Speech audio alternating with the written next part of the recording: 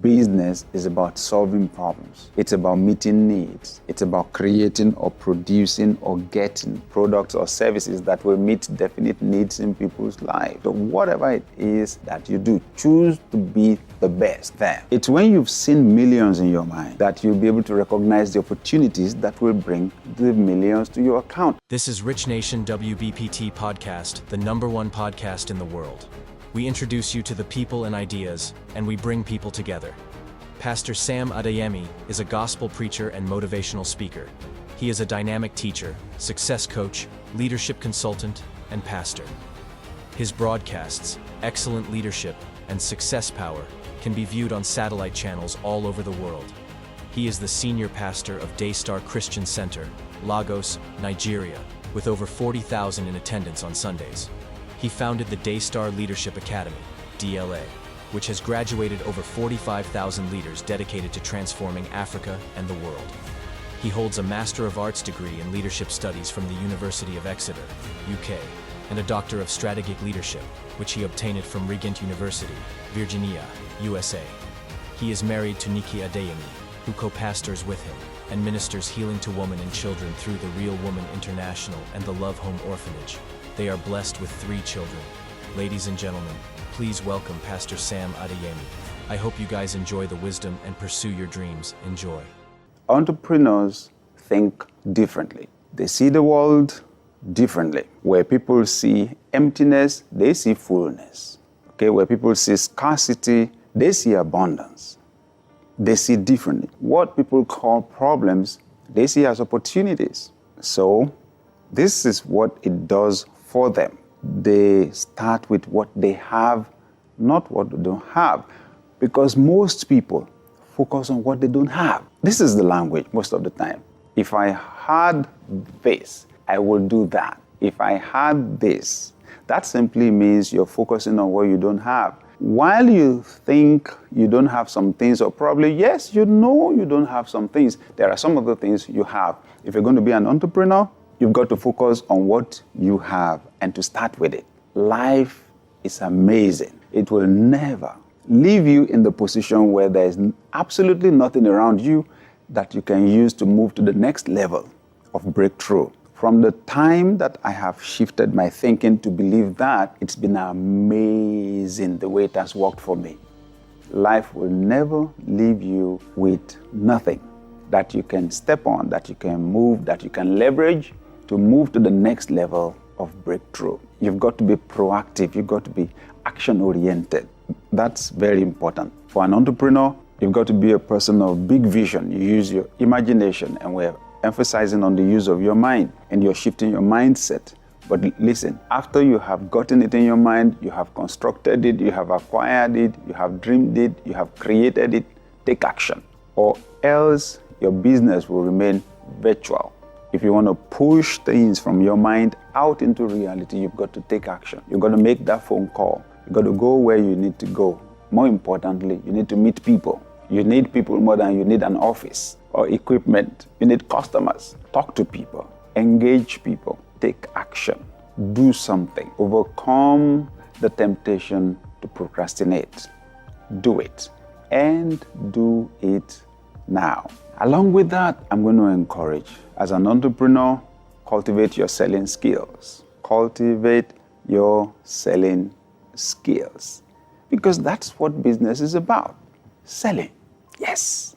Business happens when goods or services are sold. So, sell. Now, selling is a skill. There are loads and loads of books on selling. If you say you're in business, I'd like to ask you, how many of those books do you have? If you intend to thrive in business, to be successful, in fact, if you want to shift your thinking, buy books on selling, attend seminars on selling, read whatever materials you can find on selling, and that will help you big time in business, because there's no business if you aren't selling, earning some income. Learn to sell.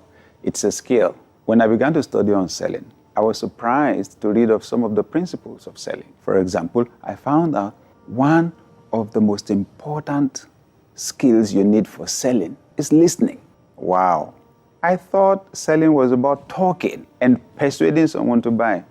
Oh yes, but you're talking can be wasted.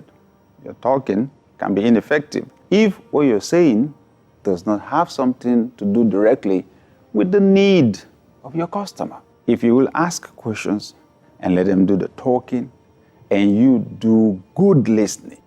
It's not all hearing that is listening. If you do good listening and you're able to grasp effectively what the other person is saying, I'm telling you, when you design a solution for them, either in the form of a product or in the form of a service, the likelihood that they will buy from you is very high.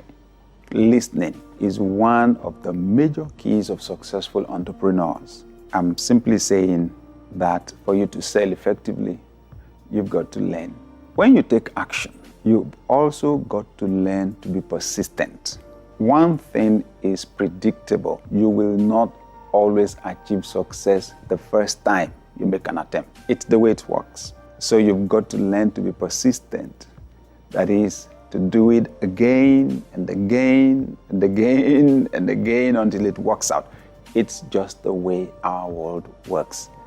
I tend to think that life works that way to sift out the people who are really serious about achieving, to sift out those that are not serious about achieving their goals and to separate them from people that are really serious about achieving their goals. That's what I think. The reason why things just don't work out the first time, it's not a perfect world, but the person that is persistent, the person that does not internalize failure, the person that knows it's a normal part of life to have a setback, to have a failure, for things not to work out, the person that thinks like scientists that carry out experiments in the laboratory, and they know sometimes they do the experiments 10 times, 20 times, 30 times before they get the results that they want.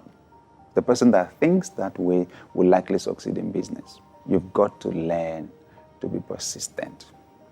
You've got to learn to do it again and again and again. You've got to learn to handle setback. You've got to learn to use your circumstances as leverage and as fuel for inspiration, but don't use them to define your identity. Very important, because your self-esteem will just go down and go up if you are always going to internalize what's happening to you. I have always said to myself, there is a difference between failure as a person and failure as an event. That the event failed does not make me a failure as a person. I'm still intact. I fight in my mind. I hold on to my dreams. My identity has not changed. I'm still the same, and I'm a winner.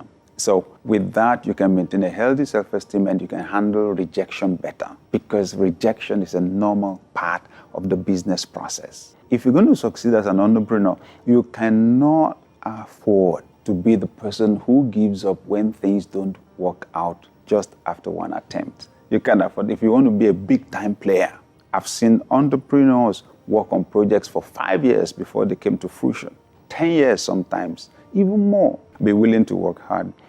Remember, money is only a means of exchange of value. Money is only a means of exchange of value. So it's when value goes out from you, that value will come back to you. Value goes out from you, value will come back to you. So you have to be ready to give out value on a massive scale, because that is when you succeed on a massive scale. Be willing to work hard, although you must also put a balance into your life. Don't, in the process of building a business, destroy things that really matter to you, beginning from your health and then your relationships. Because your relationships play a very big role in helping to hold you steady when you go through those tough times in life. So you need to keep your relationships safe and to be feeding them. Mindset for business, focus on giving, not just receiving. Because sometimes some people go into business and all they're thinking about is money, how to get. And because they're not focused also, it's not wrong. But because they're more focused on what to get than on what to give, they under-deliver. They disappoint their clients sometimes because their focus is on themselves. It's self-centered, and it just doesn't work for a business that way.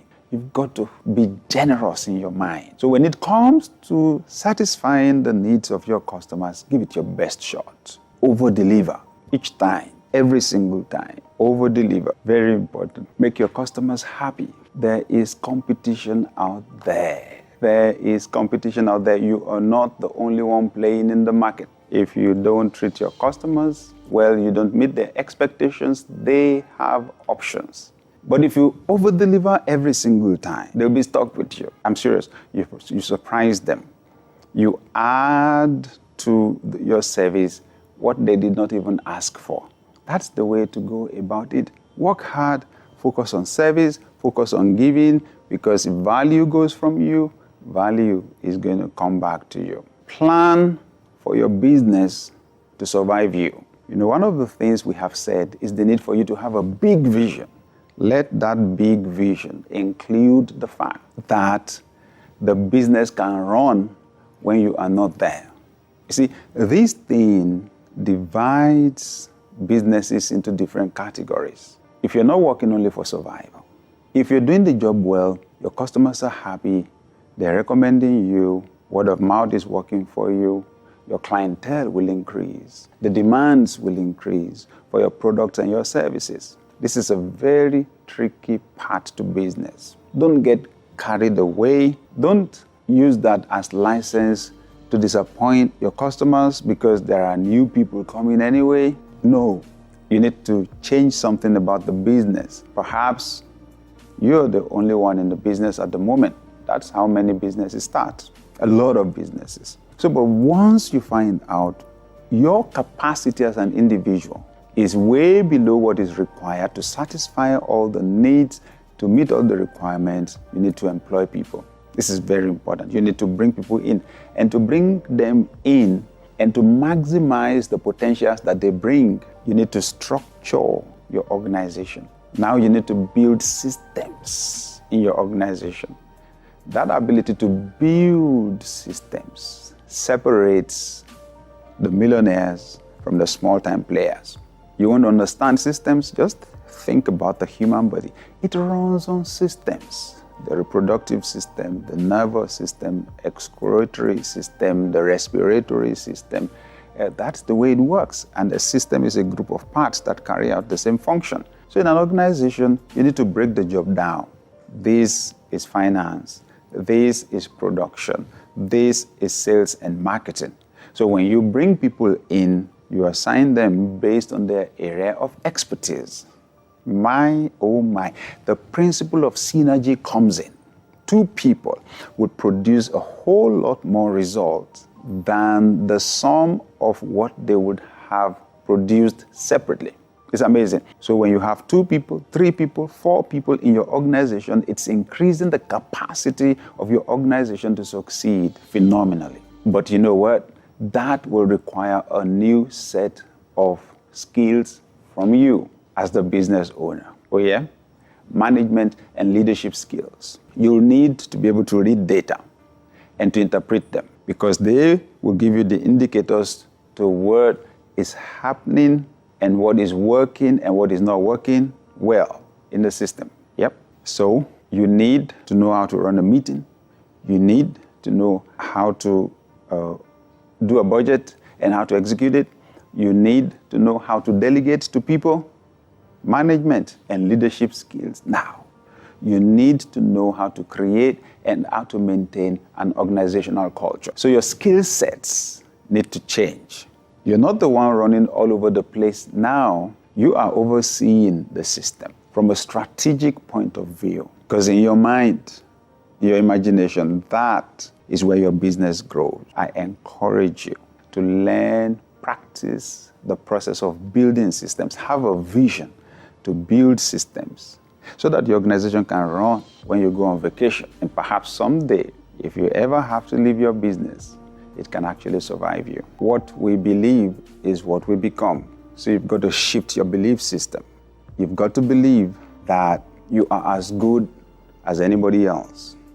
If you ever believed that you are poor, your family is poor, your social class or community is poor, you've got to get rid of that mindset. You've got to get rid of that mindset. You are as good as anybody else. If anybody has done it, you can do it. That you are designed for the best. Now, choose your company carefully. That's the other piece of advice I'm going to give right now. Choose your company carefully because the people that are closest to you shape your thinking. They do most of the time unconsciously. But whether you realize it or not, you are absorbing their mindsets and absorbing their emotions. You are. If you hang around negative people, their negativity will transfer to you, and you cannot afford to have that as an entrepreneur. Problems are opportunities for the entrepreneur. So the entrepreneur cannot be lamenting about problems because they are opportunities. So you want to have the right mindset for business. You've got to hang around people who do business. I remember this experience that I had many years ago. And I just happened to be in the same room with these two gentlemen, much older than myself. And they began to discuss about their investments. Oh my God. They were talking about how much, each person would say how much he bought a house, how long he waited, and how much he sold it. I mean, some of the houses they sold at double the rates for which they bought them. And I sat there, a young man with nothing. Okay, I didn't have a house. I was still renting. And I was sitting there and they were calling these big figures and my mind was just stretching. My mind was stretching. Okay, should I confess? I had nothing to contribute to the discussion. So I was just smiling. I was nodding and I was smiling. And in my mind, I was thinking, oh my God, wow. Some big amounts of money. You know what? If you stay there, hang around people like that for long enough and they keep stretching your mind will not go back to its former shape. What is normal to them will become normal to you. I mean, that's been my experience. You need mentors. You need to hang around people who've done it before. Not just people who have an idea, but people who have done it before, people who are successful in business.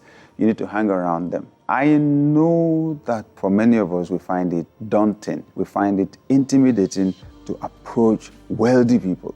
But listen to me. They just got there before you, that's all. They're not better than you are. They don't have more value than you have. And most of the time, they're good people who will be happy to share their experiences with us. They'll be happy to share their knowledge with us. But the challenge is we just feel intimidated. We don't have the esteem, so we never approach them. We never ask questions from them. Okay, they'll be happy to share with us. Hang around people who have the right mindsets, who are entrepreneurs. And you'll catch their mindsets. And you know what? We human beings are magnets. If you think the way they think, you'll end up the way they end up. You will attract what they attract. Very important. Now, this is also important. Have a big vision, but start small. Have a big vision. In other words, you've got to leverage your imagination to your advantage. Whatever it is you're doing, whatever it is you're selling, think beyond survival. Think about how to solve that problem on a bigger scale. And by the way, vision is the key to provision. There's a strong connection between the vision you have and the provision that will be made for you. The quality, the sizes of opportunities that will come to you. You know what? The opportunities are there all the time, but vision is the key to recognition. It's when you've seen millions in your mind that you'll be able to recognize the opportunities that will bring the millions to your account. That's the way it works. If I was to pick you up at the airport, I've never seen you before, I won't recognize you, you'll just walk past me. I think opportunities walk past us every day like that. But because we don't have the vision that is commensurate to the opportunity, we don't see it. We don't recognize it. People make millions, they make billions, they live in the same city with people that make nothing. One of the major differences is that vision. So whatever it is that you do, scale it up. Scale it up to a higher level. Scale it up to reach more people. Scale it up to supply more products, to provide more of your service on a bigger scale. But then you've got to be able to come down and start from where you are with what you have. But have in mind, this is where I'm going. Listen, if you don't have a big vision like that, one of the things that's likely to happen to you is when you begin to make some small money, you suddenly be satisfied. You lose your motivation. I'll encourage you also, dear viewer, to be courageous in your thoughts and in your action. Courage is taking action in the presence of fear or in the presence of danger. Yes, we will always have to make a choice between courage and fear. I encourage you today, dear viewer, choose courage. The end result of fear is always predictable. Always. It's failure. It's unrealized potentials. It's regrets. It's remembering what could be that is not, because we didn't try. Choose courage over fear. Some people say, I don't think I know everything yet that I need to know about this thing to be able to start. Well, yes, you need to know a bit, but will you actually ever know enough, ever know everything? I don't think so. Act all the same. Oh, what if I fail? You're asking the wrong question. What if I succeed?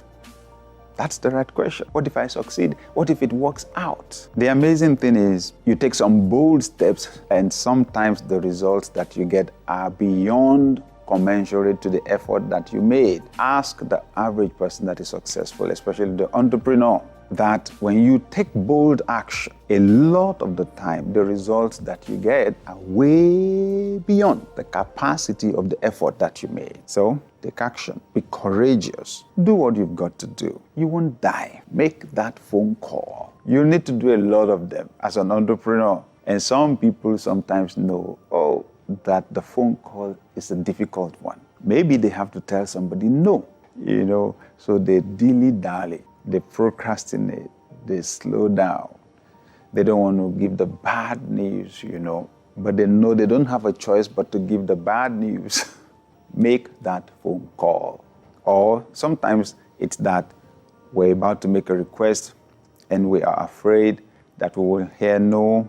No is not the end of life. No is not a death sentence. No is just come back another day. So it is very, very important that you be able to handle rejection and to be persistent. It's important that you take that bold step and see how much it will help you. Use opportunities, whether paid or unpaid, to develop your capacity for solving problems. I have emphasized it clearly now. Business is about solving problems. It's about meeting needs. It's about creating or producing or getting products or services that will meet definite needs in people's lives. If that is the case, you need to develop your capacity for solving problems. Yes, it's a skill. You need to put premium on competence. You need to put premium on the ability to meet people's needs. Whatever it is you do, you may be an auto repair person, you may be a bricklayer, you may be a lawyer, you may be a doctor, whatever it is that you do, choose to be the best there. Because being the best simply means that you have a high success rate in solving people's problems. Now, some people never do anything until they get the big break. They do their business plan, fantastic. But all of their plans are designed on them working for the rich. That's good in some sense. On the other hand, you don't get your best opportunities just when you are starting out. It's just the way life is, isn't it? Whatever opportunity it is you get, use it, whether paid or unpaid. A young lady, went to an entrepreneur that I know and said, I trained as a lawyer. I think that you do a lot of contracts because you are a real estate firm. Now, she asked a few questions and then told him, I think you need to build your legal department. I think you need to pay attention to the legal department because there's a legal dimension to your business now. There's a legal dimension to your business and you need to pay attention to it. Can I come work as a volunteer in your office for a few weeks? So she went in and began to structure things. And when 2 weeks were over, she was supposed to leave. Oh no, the business owner employed her right there. He gave her employment. I said, this is amazing. She activated the principle. She did. She identified a need for the organization. She met that need. The organization didn't want her to go. They gave her a job with a good pay. So I'm simply saying here, you may not have your ideal job right now, but whatever it is, make the best use of it, developing your entrepreneurial skills. Make the best use of your opportunities. And to develop entrepreneurial skills, learn to identify people's problems. If you want to support our podcast and stay informed about our latest episodes, we're always creating new content every week for our podcast. Subscribing is the best way to ensure that you don't miss out on any of it. Please hit the subscribe button. We really appreciate it. God blesses you all and be legendary, my friends.